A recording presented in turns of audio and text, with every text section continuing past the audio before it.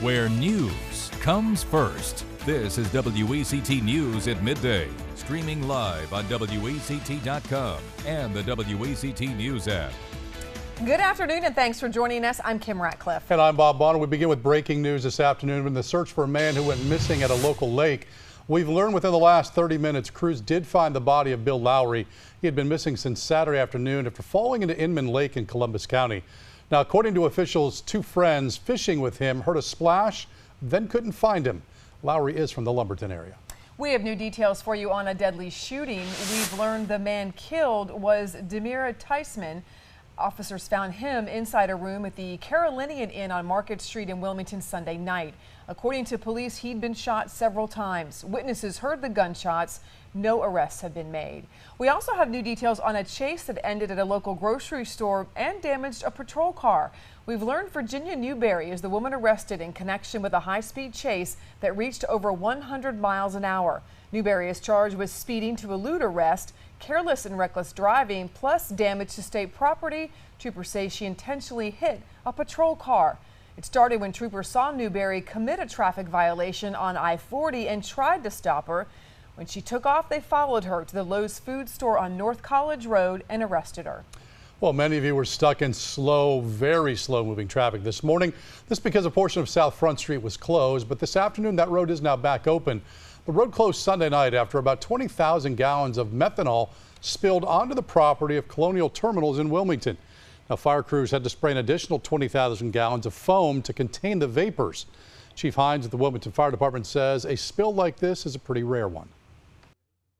It can happen, and that's the reason why we have foam, and we have a partnership with all of these terminals that help buy the foam and stock the foam, because accidents do happen. We know they will happen, but it's very, very rare that something like this would happen.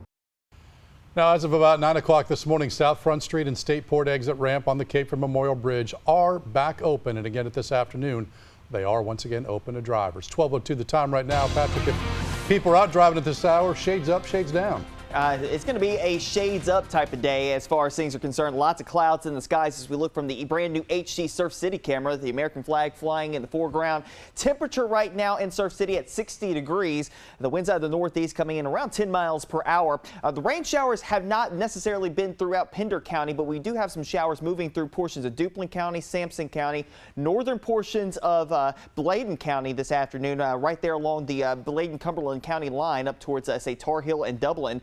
This afternoon, and also up towards White Oak, seeing a couple of isolated showers. A few showers moving over Sneads Ferry, over towards the Piru community, but southern sections of the WECT viewing area dry and have been throughout the day today. And we mentioned this yesterday that the highest rain chances would likely stay north of Wilmington, and that's been the going rate through the day today as our frontal boundary continues to sag southward. The front right now kind of sitting through Horry County, South Carolina, and actually wouldn't be surprising if portions of southern Brunswick County were to see a little bit of sunshine before the day is out because of the warm front trying to make its way back to the north as we head through the next several hours. 63 is our forecasted high temperature today, so our temperature is not going to do a whole lot of moving across the region, but it really will depend on where you live today, how warm your temperatures actually do warm up today. 66 in Calabash this afternoon, 64 for Nakina. We'll call for 59 in Chinkapin this afternoon, 63 here in the Port City. Coming up, we'll talk about the roller coaster temperature ride that we'll be on over the next couple of days in our 7-day forecast in a few minutes.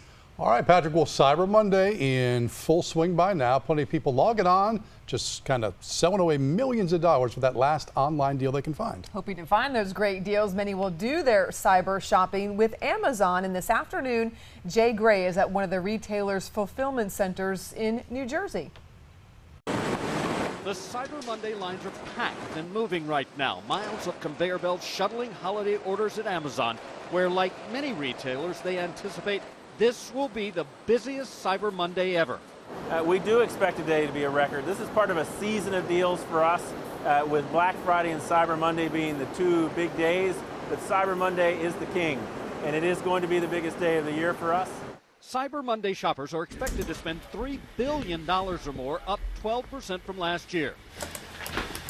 And that doesn't include those who logged in early. According to the National Retail Federation, more people shopped online than stood in line on Black Friday, a trend according to a survey from SAS driven by convenience, value, and the ability to compare prices and search for better deals. You can save on those great high-ticketed items, appliances, electronics, high-end accessories. Electronics are by far the biggest draw and could account for as much as 75% of today's online purchases. But then that kind of makes sense. High-tech shoppers buying high-tech on one of the highest volume shopping days of the season. Jay Gray, NBC News, Robbinsville, New Jersey. Jury selection underway in Baltimore for Officer William Porter this afternoon. He's the first of the 6 police officers to be tried in the death of Freddie Gray. Gray died in a police custody, setting off a series of protests, some of them turning to all-out riots in the Baltimore area. He and his legal team fighting back against several charges that include voluntary manslaughter.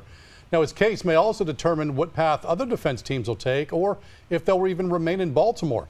Up to 80 potential jurors will be in the pool for that questioning this afternoon.